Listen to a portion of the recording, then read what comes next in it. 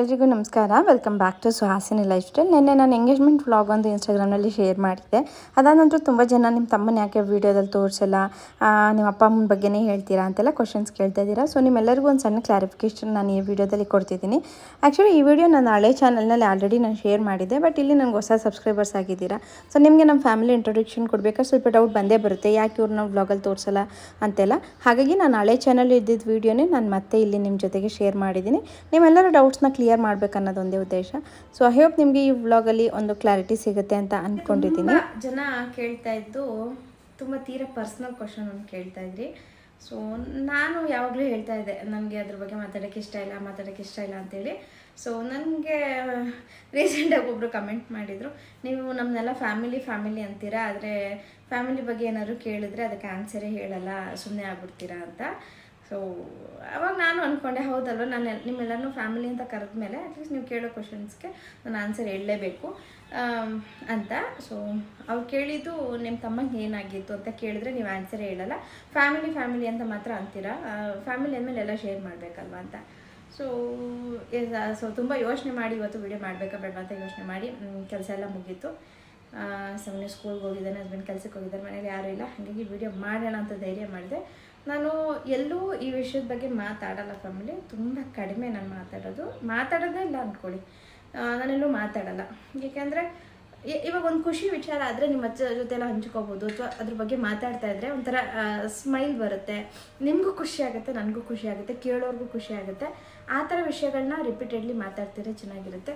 But ಖುಷಿನೇ ಕೊಡಲ್ಲ ಅನ್ನೋ ವಿಷಯಗಳನ್ನ ಮಾತಾಡಿ, ಅದರಿಂದ ದುಃಖನೇ ಹೆಚ್ಚು ಅನ್ನೋ ವಿಷಯಗಳನ್ನ ಮಾತಾಡಿ ಪ್ರಯೋಜನ ಇಲ್ಲ ಅಂತ ನನ್ನ ಭಾವನೆ. ಬಟ್ ನೀವು ಎಲ್ಲರೂ ಕೇಳ್ತಾ ಇರೋದ್ರಿಂದ ಎಕ್ಸಾಕ್ಟಾಗಿ ನನ್ನ ತಮ್ಮಂಗೆ ಏನಾಗಿತ್ತು, ಅವತ್ತು ನೈಟು ನಾವು ಹೇಗೆ ಸಫರ್ ಮಾಡಿದ್ವಿ ಅಂತ ನಿಮ್ಮ ಜೊತೆಗೆ ನಾನು ಇವತ್ತು ಶೇರ್ ಮಾಡ್ತೀನಿ. ಎಸ್, ನಂಗೆ ಸ್ಟಾರ್ಟ್ ಮಾಡೋದಕ್ಕೂ ಆಗ್ತಿಲ್ಲ, ಒಂದು ನಿಮಿಷ. ಸೊ 2020 ನನ್ನ ತಮ್ಮ ನನಗಿಂತ 3-4 ವರ್ಷ ಚಿಕ್ಕವನು. ಸೊ 3-4 ವರ್ಷ ಚಿಕ್ಕವನು, ನನ್ನ ಅಕ್ಕ ಅಂತಲೇ ಕರೀತಾ ಇದ್ದು. ತುಂಬ ತೀರಾ ಚಿಕ್ಕವರು ಇರ್ತಾರೆ ನೋಡಿ, ಅಂದರೆ ಈಗ ಸಾಮಾನ್ಯ ಏಜ್ ಅಷ್ಟು ಅಲ್ಲ, ಒಂದು 5-6 ವರ್ಷದವರೆಗೂ ನಾನು ಆಸಿನಿ ಅಂತ ಕರೆಯೋನು. ಆಮೇಲೆ ನಮ್ಮ ಅಪ್ಪ ಹೇಳ್ಕೊಟ್ರು ಹಾಗೆಲ್ಲ ಕರಿಬಾರ್ದು, ಅಕ್ಕ ಅಂತಲೇ ಕರಿಬೇಕು ಅಂತ. ಸೊ ನನ್ನ ಅಕ್ಕ ಅಂತಲೇ ಕರೀತಾ ಇತ್ತು. ಮಾಮೂಲಿ ಹೇಗೆ ಅಕ್ಕ ತಮ್ಮ ಇರ್ತಾರೆ ಅದೇ ಥರ ಇರ್ತಿದ್ವಿ, ಜಗಳ ಆಡ್ತಿದ್ವಿ. ಬಟ್ ಮದುವೆ ಆದಮೇಲೆ ಜಗಳ ಎಲ್ಲ ಏನು, ಯಾಕೆಂದರೆ ನಾನು ಮದುವೆ ಆದಮೇಲೆ ಅಪರೂಪಕ್ಕೆ ಸಿಗೋದಲ್ಲ, ಹಾಗಾಗಿ ಜಗಳ ಎಲ್ಲ ಇರಲಿಲ್ಲ. ನನ್ನ ಮಗ ಹುಟ್ಟಿದ್ಮೇಲಂತೂ ಅದು ಜಗಳ ಅನ್ನೋದೆಲ್ಲ ಹೊಟ್ಟೋಗ್ಬಿಟ್ಟು ಆಮೇಲೆ ನನ್ನ ಮೇಲಿರೋ ಪ್ರೀತಿ ಎಲ್ಲ ನನ್ನ ಮಗನ ಮೇಲೆ ಕನ್ವರ್ಟ್ ಆಗಿಬಿಡ್ತಿತ್ತು. ಅವನು ಅಷ್ಟೇ, ಅವನು 7 ಚಿಕ್ಕವನಿದ್ದಾಗ ನೀನು ಯಾರ ಮಗನಪ್ಪ ಅಂದರೆ ನನ್ನ ಮಾಮೂನ ಮಗ ಅಂದ್ಬಿಡೋನು. ಅವ್ನು ಚೆನ್ನಾಗಿ ಗಾಡಿಲೆಲ್ಲ ಸುತ್ತಾಡಿಸ್ತಿದ್ದ. ನಮ್ಮ ಮನೆಯವ್ರು ಗಾಡಿಲೆಲ್ಲ ಕರ್ಕೊಂಡು ಹೋಗ್ತಿರ್ಲಿಲ್ಲ, ಚಿಕ್ಕವನು ಅವ್ನು ಕರ್ಕೊಂಡು ಹೋಗ್ಬಾರ್ದು, ಗಾಡೀಲಿ ಬಿದ್ದೋಗ್ಬಿಟ್ರೆ ಕಷ್ಟ ಆಗ್ಬಿಟ್ಟು ಕರ್ಕೊಂಡು ಹೋಗ್ತಿರ್ಲಿಲ್ಲ. ಆದರೆ ನನ್ನ ತಮ್ಮ ಹಂಗಲ್ಲ, ದೇವಸ್ಥಾನಕ್ಕೆ ಅಲ್ಲಿಗೆ ಎಲ್ಲ ಕಡೆನೂ ಚೆನ್ನಾಗಿ ಗಾಡೀಲಿ ಚಿಕ್ಕ ಪಾಪು ಇದ್ದಾಗ ಸುತ್ತಾಡ್ಸೋನು. ಹಾಗಾಗಿ ಅವ್ನಿಗೆ ಬೆಳೀತಾ ಜಾಸ್ತಿ ಮಾಮ ಅನ್ನೋ ಥರ ಇಷ್ಟ. ಅವ್ನಿಗೆ ಯಾರ ಮಗನಪ್ಪ ಅಂದರೆ ಮಾಮನ ಮಗ ಅನ್ನೋನು. ಆ ಥರ ಬಾಂಡಿಂಗ್ ಅವರಿಬ್ಬರದು ಚೆನ್ನಾಗಿತ್ತು.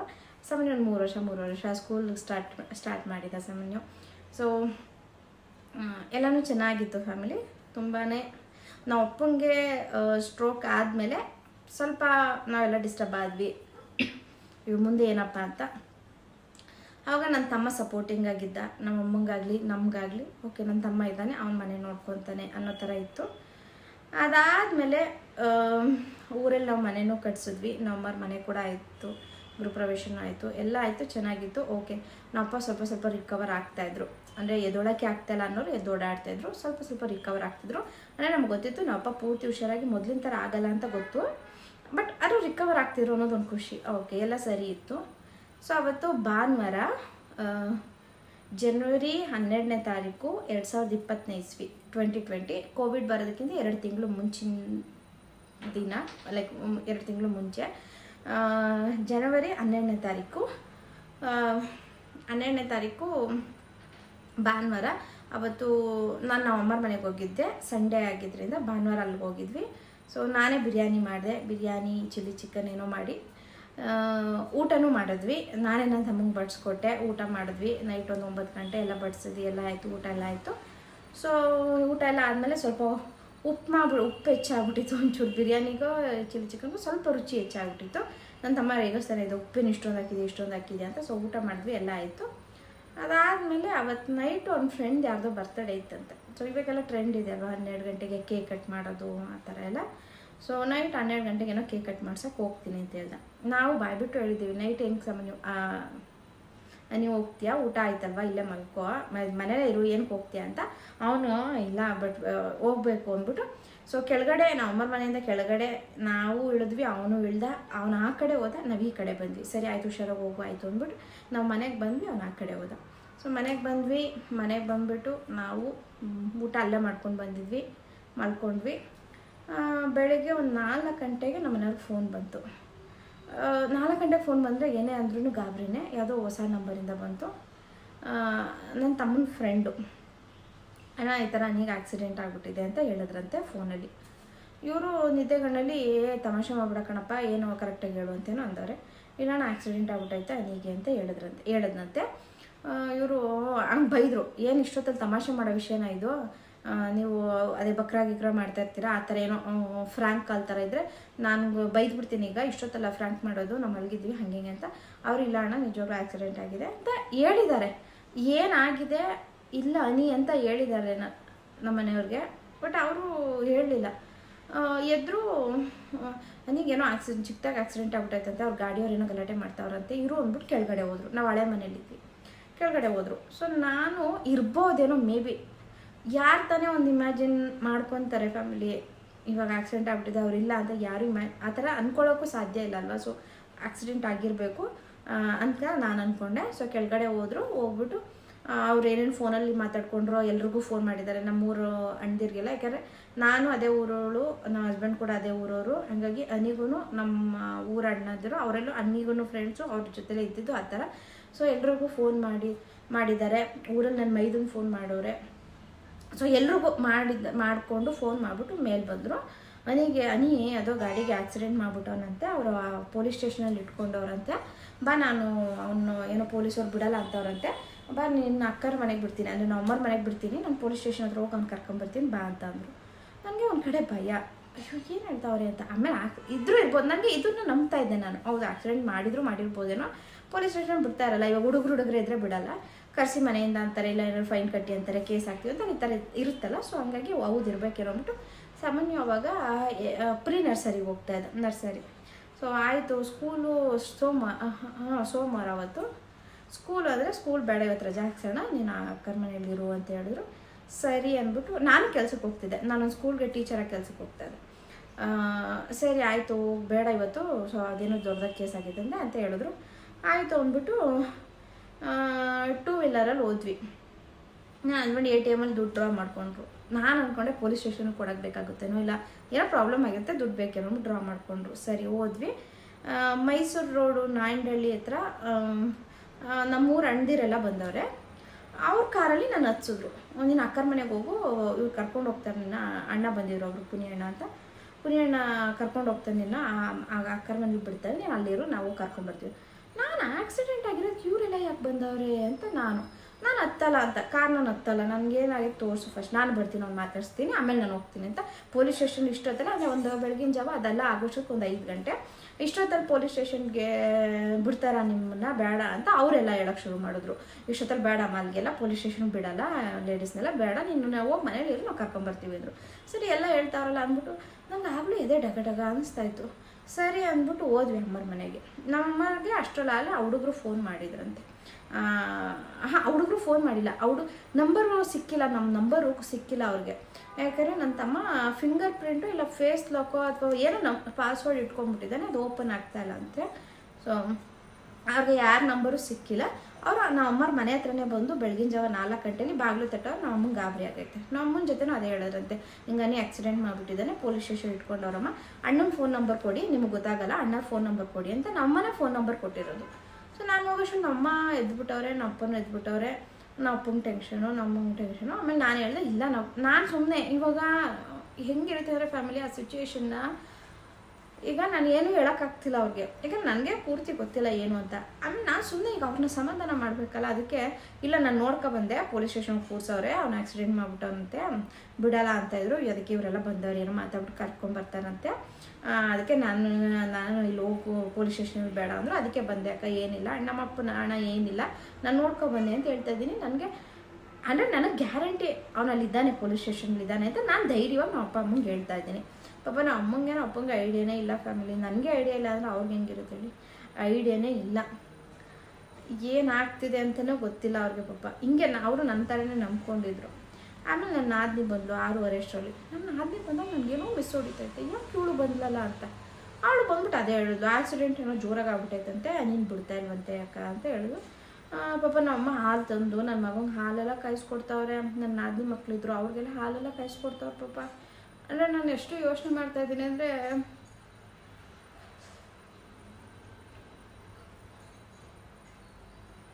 ನಾನು ಅದಾದ್ಮೇಲೆ ಫ್ಯಾಮಿಲಿ ತುಂಬ ಯೋಚನೆ ಮಾಡಿದ್ದು ಅಂದರೆ, ನಮ್ಮಪ್ಪ ಈ ಥರ ಯಾರು ಆಕ್ಸಿಡೆಂಟ್ ಆದರೆ, ಯಾರು ತೀರೋದ್ರೆ, ಹಾಸ್ಪಿಟಲಲ್ಲಿದ್ದರೆ ಬಾಡಿ ಅದನ್ನು ತಗೊಬರೋದಕ್ಕೆ ಮತ್ತು ಈ ಥರ ಓಡಾಡೋದಕ್ಕೆ ಮುಂದಾಗಿರ್ತಿದ್ರು, ಅಂದರೆ ಫಸ್ಟಾಗಿ ಹೋಗ್ತಾಯಿದ್ರು. ಇವಾಗ ಅವ್ರ ಮಗನೇ ಸತ್ತು ಅಲ್ಲಿ ಮಲಗಿದ್ದಾನೆ, ಆದರೆ ಇವ್ರಿಗೆ ಗೊತ್ತೇ ಇಲ್ಲ, ಗೊತ್ತಿದ್ರು ಹೋಗೋಕ್ಕಾಗಲ್ಲ. ಈಗ ನಮ್ಮ ಅಪ್ಪಂಗೆ ಗೊತ್ತಾದ್ರೂ ನಮ್ಮ ಅಪ್ಪಂಗೆ ಹೋಗಿ ಅಲ್ಲಿ ಏನಾಯಿತು ಯಾಕೆ ಅಂತ ಏನು ಕೇಳೋಕ್ಕಾಗ್ತಿಲ್ಲ, ಅಂಥ ಪರಿಸ್ಥಿತಿ ಕೊಟ್ಬಿಟ್ನಲ್ಲ ದೇವರು ಅಂತ ತುಂಬ ಸತಿ ಅಂದ್ಕೊತೀನಿ ನಾನು, ಯಾಕಪ್ಪ ಇಷ್ಟು ಕಷ್ಟ ಕೊಟ್ಟು ನಮಗೆ ಕೊಡ್ತಿದ್ಯಾ ಅಂತ.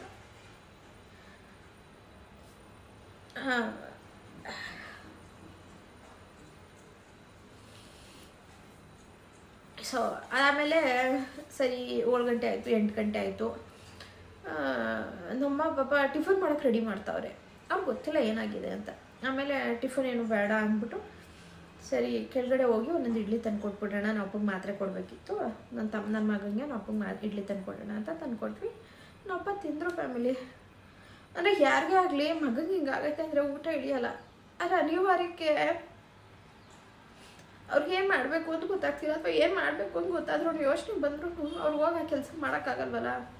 ಹಾಗೆ ನಾವೇನು ಹೇಳ್ತೀವಿ ಅದನ್ನು ಕೇಳ್ಕೊಂಡು ಸುಮ್ಮನೆ ಇದ್ರು ಅಷ್ಟೇ. ಅದಾದಮೇಲೆ 12 ಗಂಟೆ ಆಯಿತು. ಊರಿಂದ ನನ್ನ ಮೈದ ಎಲ್ಲ ಬಂದರು. ನನಗೆ ಗೊತ್ತಾಯ್ತಾಗ ನೀ ಇಲ್ಲ ಏನೋ ಜೋರಾಗಿ ಆಗೈತೆ, ಇವ್ರು ಸುಮ್ಮನೆ ಸುಳ್ಳು ಹೇಳ್ತಾವ್ರೆ ಅಂತ ಗೊತ್ತಾಯ್ತು ನನಗೆ. ಫೋನ್ ಮಾಡಿದ್ರೆ ನಿನ್ಗೆ ಯಾಕೆ ನಾನು ನಮ್ಮ ಮನೆಯವರು ನಿನ್ಗೆ ಯಾಕೆ ನಾನು ಕರ್ಕೊಂಬರ್ತೀನಿ ಅಂತ ಹೇಳ್ತಾವ್ರೆ. ಈಗ ಅವ್ರ ಮಾತ್ಮೇಲೆ ನಂಬಿಕೆ ಇಡ್ಲ, ಇಲ್ಲ ಇವರೆಲ್ಲ ಬರ್ತಾಯಿದ್ದಾರೆ ಅಂತ ಅನುಮಾನ ಪಡ್ಲ, ನಂಗೆ ಗೊತ್ತಾಗ್ತಿಲ್ಲ. 12 ಗಂಟೆ ಆಯಿತು, ನಮಗೆ ವಿಷಯನೇ ಹೇಳಲಿಲ್ಲ. ನಮ್ಮಮ್ಮರ ಮನೇಲೇ ಇದ್ದೀವಿ. 12 ಗಂಟೆಗೆ ನಮ್ಮ ಅಕ್ಕ ಬಂದಳು, ನಮ್ಮ ದೊಡ್ಡಮ್ಮನ ಮಗಳು.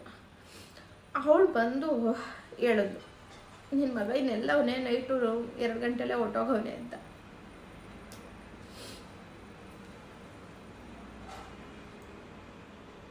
ಅದೊಂದು ಸಿಚುವೇಶನ್ ಹೆಂಗಿತ್ತು ಅಂದರೆ ಫ್ಯಾಮಿಲಿ, ನಾನು ಯಾವಾಗಲೂ ದೇವ್ರ ಹತ್ರ ಪೂಜೆ ಮಾಡ್ಬೇಕಾದ್ರೆ ಕೇಳ್ಕೊಳ್ಳೋದಷ್ಟೇ, ಆ ಕಷ್ಟ ಇನ್ನು ಯಾರಿಗೂ ಕೊಡಬೇಡ ದೇವ್ರೆ. ಆ ಥರ ಕಷ್ಟನ ಯಾವ ತಂದೆ ತಾಯಿನೂ ಆ ಥರ ತಗೊಳಕ್ಕೆ ಇಷ್ಟಪಡಲ್ಲ, ಸಹಿಸ್ಕೊಳ್ಳೋಕ್ಕೂ ಆಗಲ್ಲ. ಆ ಥರ ಕಷ್ಟ ಯಾರಿಗೂ ಕೊಡಬೇಡಪ್ಪ ದೇವ್ರೆ ಅಂತಲೇ ನಾನು ಬೇಡ್ಕೊಳ್ಳೋದು. ನಾವು ಯಾವುದೋ ಜನ್ಮದಲ್ಲಿ ಪಾಪ ಮಾಡಿದ್ವಿ, ಆಯಿತು ನಮಗೆ ಕೊಟ್ಟಿದ್ಯಾ ಅನುಭವಿಸ್ತಾ ಇದ್ದೀವಿ, ಇನ್ನು ಯಾರಿಗೂ ಕೊಡಬೇಡಪ್ಪ, ಎಂಥ ಪಾಪ ಮಾಡಿದ್ರು ಯಾರಿಗೂ ಆ ಥರ ಕೊಡಬೇಡ ಅಂತಲೇ ಬೇಡ್ಕೊಳ್ಳೋದು. ಅದಾದಮೇಲೆ ಇನ್ನೂ ನನ್ನ ಮನೆಯವ್ರು ಫೋನ್ ಮಾಡೋಕ್ಕೆ ಹೋಗಲಿಲ್ಲ. ಅವ್ರಿಗೆ ನನ್ನ ಫೇಸ್ ಮಾಡೋಕ್ಕಾಗಲ್ಲ, ನನಗೆ ಅವ್ರನ್ನ ಫೇಸ್ ಮಾಡೋಕ್ಕಾಗ್ತಿಲ್ಲ. ಸೊ ಇಬ್ರಿಗೂ ಒಬ್ರಿಗೊಬ್ರು ಫೇಸ್ ಮಾಡ್ಕೊಳಕ್ಕಾಗ್ತಿಲ್ಲ. ನನಗಂತೂ ಒಂಥರ ಮೆಂಟಲಿ ಶಾಕ್ ಆದಂಗೆ ಆಗ್ಬಿಡ್ತು ಫ್ಯಾಮಿಲಿ.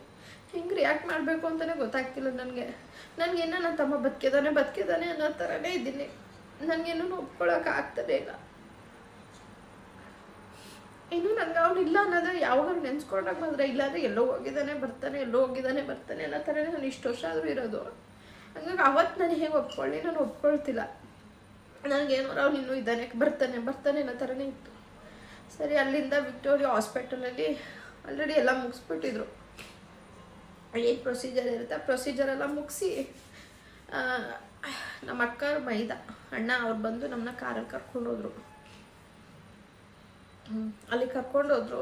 ಅಲ್ಲಿ ಅಷ್ಟು ಜನ ತುಂಬಿಕೊಂಡಿದ್ದಾರೆ, ಊರ ಕಡೆಯಿಂದ ಬೆಂಗಳೂರಿಂದ ಎಲ್ಲ ಬಂದಿರೋರೆಲ್ಲ ಇದ್ದಾರೆ. ಅವ್ರ ಅಪ್ಪ ಅಮ್ಮ ಮಾತ್ರ ಏನು ಗೊತ್ತಿಲ್ಲದೆ ಮನೇಲಿ ಪಾಪ ಸುಮ್ಮನೆ ಕೂತಿದ್ರು.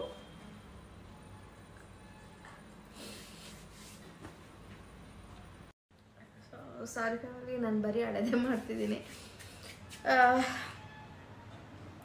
ಆದಮೇಲೆ ಅಲ್ಲಿಗೆ ಹೋದ್ವಿ. ಎಲ್ಲರೂ ಇದ್ದರು, ನಮ್ಮ ಅಮ್ಮಂಗೆ ಪಾಪ ಗೊತ್ತೇ ಇರಲಿಲ್ಲ, ಕರ್ಕೊಂಡು ಹೋದ್ವಿ. ಅದು ಸಿಕ್ಕಾಪಟ್ಟೆ ಕಷ್ಟ. ಸೊ ಅಲ್ಲಿಂದ ನಾವು ಊರಿಗೆ ತಗೊಂಡು ಹೋದ್ವಿ. ಊರಲ್ಲಿ ಎಲ್ಲ ಕಾರ್ಯ ಮುಗಿಸಿದ್ವಿ. ಸೊ ಹೀಗೆ ನನ್ನ ತಮ್ಮ ತೀರ್ಕೊಂಡಿದ್ದು. ಆ್ಯಂಡ್ ಏನಾಗಿತ್ತು ಅಂದರೆ ಅವತ್ತು ನೈಟು ಅವ್ರು ಹೋಗಿದ್ದಾರೆ. ನನ್ನ ತಮ್ಮ ಗಾಡಿ ಓಡಿಸ್ತಿರ್ಲಿಲ್ಲ. ನನ್ನ ತಮ್ಮ ತುಂಬ ಚೆನ್ನಾಗಿ ಡ್ರೈವಿಂಗ್ ಮಾಡ್ತಿದ್ದ, ತುಂಬಾ ಚೆನ್ನಾಗಿ ಕಾರು ಗಾಡಿ ಎಲ್ಲನೂ ಓಡಿಸ್ತಿದ್ದ. ಅವತ್ತು ನನ್ನ ತಮ್ಮ ಡ್ರೈವ್ ಮಾಡ್ತಿರ್ಲಿಲ್ಲ ಟೂ ವೀಲರ್ನ. ಅವ್ನ ಫ್ರೆಂಡ್ ಒಬ್ಬ ಇದ್ದ, ಅವ್ನ ಫ್ರೆಂಡು ಗಾಡಿ ಓಡಿಸ್ತಿದ್ದು. ಸೊ ಅವ್ನ ಫ್ರೆಂಡು ಆಕ್ಸಿಡೆಂಟ್ ಮಾಡಿದ್ದು. ಇಬ್ಬರು ಕೂಡ ಸ್ಪಾಟಲ್ಲೇ ತೀರೋಗ್ಬಿಟ್ಟಿದ್ರಂತೆ. 1-2 ಗಂಟೆ 2:30 ಟೈಮ್ನಲ್ಲಿ ಆಗಿದ್ದು. ಸ್ಪಾಟಲ್ಲೇ ತೀರೋಗ್ಬಿಟ್ಟಿದ್ರಂತೆ ಇಬ್ಬರು ಕೂಡ.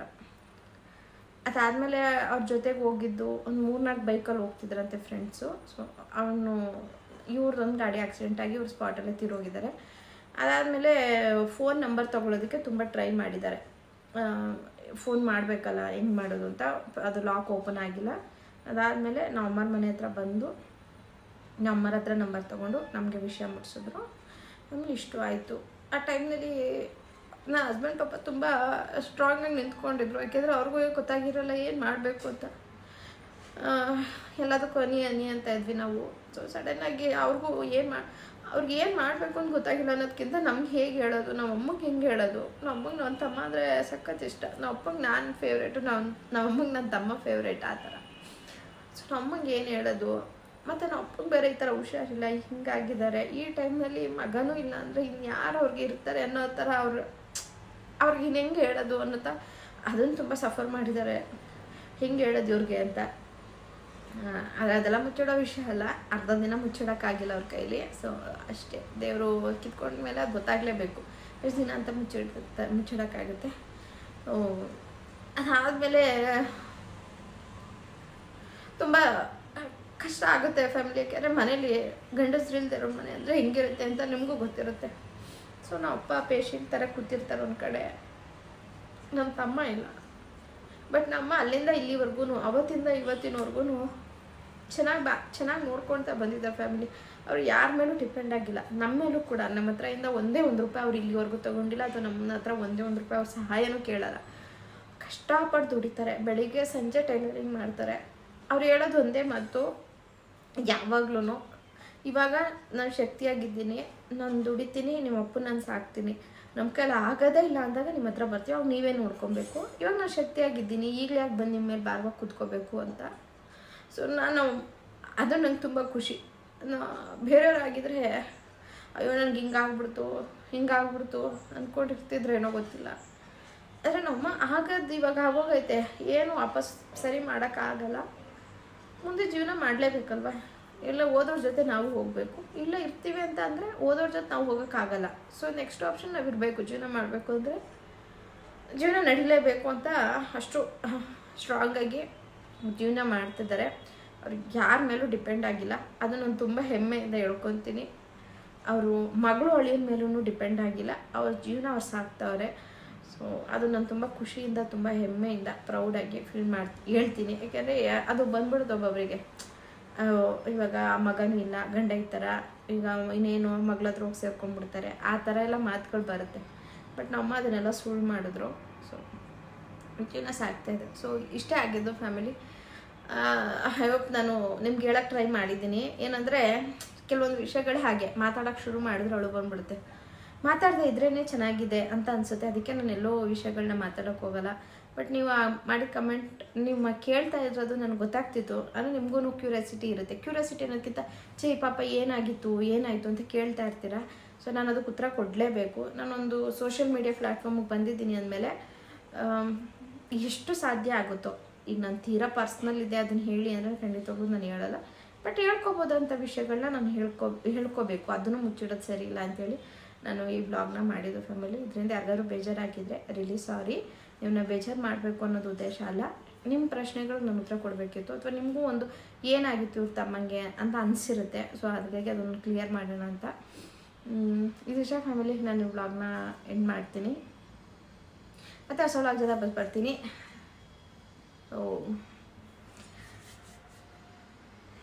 ಸಾರಿ, ನಿಮ್ಗೆ ಏನಾದ್ರು ಬೇಜಾರು ಮಾಡಿದರೆ ರಿಯಲಿ ಸಾರಿ, ದಯವಿಟ್ಟು ಕ್ಷಮಿಸಿ. ನಾನು ಮತ್ತೆ ಬೇಜಾರಾಗೋ ಥರ ವ್ಲಾಗ್ ಮಾಡಲ್ಲ. ಇಷ್ಟ ಫ್ಯಾಮಿಲಿ, ಮತ್ತೆ ಹೊಸ ವ್ಲಾಗ್ ಜೊತೆ ವಾಪಸ್ ಬರ್ತೀನಿ. ಯಾರೆಲ್ಲ ನೋಡಿದ್ದೀರಾ, ಸಪೋರ್ಟ್ ಮಾಡಿದ್ದೀರಾ, ಥ್ಯಾಂಕ್ ಯು ಸೋ ಮಚ್. ಹೀಗೆ ಸಪೋರ್ಟ್ ಮಾಡ್ತಾ ಇರಿ. ಹೊಸ ವ್ಲಾಗ್ ಜೊತೆ ವಾಪಸ್ ಬರ್ತೀನಿ. Thank you all.